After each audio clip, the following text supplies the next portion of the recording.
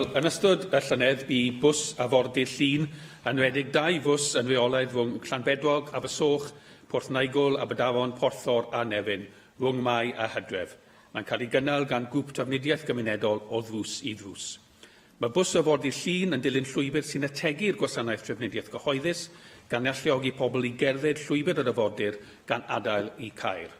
Mae'r bws yn agor y drws i adael o harddwch eithriadol ac ardal lle mae'r Gymraeg yn iaith bob dydd. Mae'r bws hefyd yn cael ei defnyddio'n reolaidd gan bobl leol, aeth criw o ffindio ar Abersoch am ddwrnod i Aberdaron am weld y ffordd o swnt a chael pryd cyn mynd adre. Defnyddir y bws gan bobl hen ac ifanc, gan famau a'i phlant yn ystod gwyliau'r haf. Mae yn gymorth i daclo problemau iechyd drwy annog cadw'n heini drwy gerdded, yn ogystal â thaclo unegedd drwy gynnig trafnidiaeth at wahanol digwyddiadau ac atyniadau treftadaeth.